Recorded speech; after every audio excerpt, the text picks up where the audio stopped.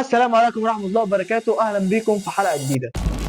النهاردة هنتكلم عن شخصيتين غيروا حياة الملايين ونجحوا في إن هم يأثروا في حياة ناس كتير. الدكتور مصطفى محمود، العالم اللي خلى الشك يوصله لليقين، والدكتور إبراهيم الفقي، أسطورة التنمية البشرية اللي موته كان صادم ومثير للجدل. يلا بينا مع بعض نحيي ذكرى اتنين من أكبر الشخصيات المؤثرة اللي مرت علينا. الدكتور مصطفى محمود اتولد في أسرة بسيطة في مصر. في طفولته كان دايما بيحب القراءة والاستطلاع، بيحب يسأل ويستكشف، وده خلاه يخش مجال الطب عشان يعرف جسم الإنسان وعجائبه. في الجامعة كان عنده شغف كبير في العلوم والأدب والفلسفة، وده خلاه يشك في كل اللي حواليه ويسأل هو احنا ليه موجودين. المسيرة ما كانتش سهلة، بس بتصميمه وإصراره قدر يبني لنفسه طريق مميز في مجالات كتير مش بس الطب. بعد ما خلص دراسته في الطب بدأ يكتب كتب ومحاضرات بتتناول الأسئلة الكبيرة اللي بتشغل دماغ الإنسان. كان دايما بيحاول يوضح إن العلم والدين مش ضد بعض، بس هما واجهين لعملة واحدة، وده خلاه حلقة وصل بين اللي بيدور عن الحقيقة في العلم والمنطق وبين اللي بيدور عليها في الدين والإيمان. أسلوب الدكتور مصطفى محمود كان بسيط وواضح، بيكسر التعقيد ويخلي الفلسفة والعلوم مفهومة لأي حد. في برامجه التلفزيونية وفي مقالاته كان بيستخدم لغة قريبة من الناس، بيهزر لما بيكون لازم، وبيوضح الأفكار الصعبة بأسلوب لذيذ. الكلام بتاعه أثر في كتير من الناس وخلى الناس تغير نظرتها في الحياة، سواء كانوا مهتمين بالعلوم أو بالدين. وكان دايما بيقول المعرفة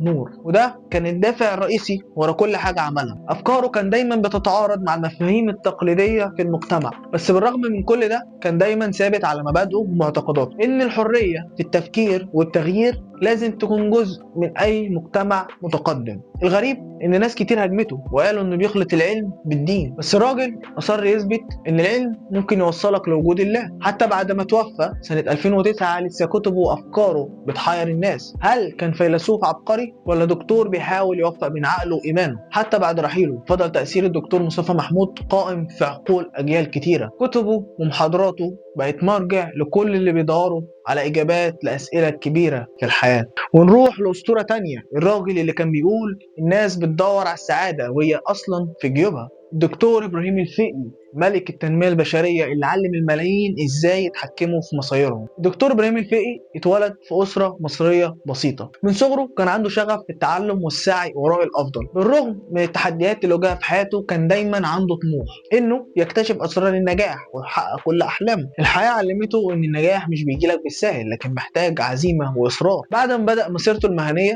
اتجه الدكتور إبراهيم الفقي لعالم التنمية البشرية وتطوير الذات. بدأ يشارك في مؤتمرات وورش عمل، ابتكر أساليب جديدة على تحفيز الناس على تحقيق إمكانياتهم. كان دايما بيقول القوة الحقيقية في الإنسان هي عقله، عقلنا هو المفتاح الحقيقي لتحقيق أحلامنا. على مدار حياته حقق الدكتور إبراهيم الفقي إنجازات كتيرة على مستوى العالم. كان عنده قدرة عالية على التواصل مع الناس، وده خلاه يكون قدوة لكتير من الشباب اللي بيدوروا على طريق النجاح. دكتور إبراهيم الفقي كان دايما بيأكد إن سر النجاح هو التحكم في أفكارنا ومشاعرنا. كان بيوضح إن كل تحدي بنواجهه هو فرصة نتعلم منها. أسلوبه البسيط والمباشر في الشرح خلى كلامه يوصل لكتير من الناس، سواء كانوا شباب أو كبار، عشان كده ترك أثر كبير في قلوب متابعيه. كانت أفكاره تعتبر ثورية وجديدة في زمانها، وساعات تانية كانت بتقابل اعتراضات من ناس مش قادرة تستوعب رؤيته المختلفة، لكن رغم كل ده كان ثابت ان التغيير الحقيقي بيبدأ من داخل الانسان، وده كان بالنسبة له حافز ان يطور نفسه بشكل اكبر. لازم نفتكر ان النجاح مش حاجة بتحصل بالصدفة، انه نتيجة تفكير وتخطيط ومثابرة. رسالة الدكتور ابراهيم الفقي لينا كانت دايما ابدأ دلوقتي وفكر بإيجابية، وخليك دايما واثق انك تقدر تحقق احلامك. زي اي شخصية عظيمة الدكتور ابراهيم الفقي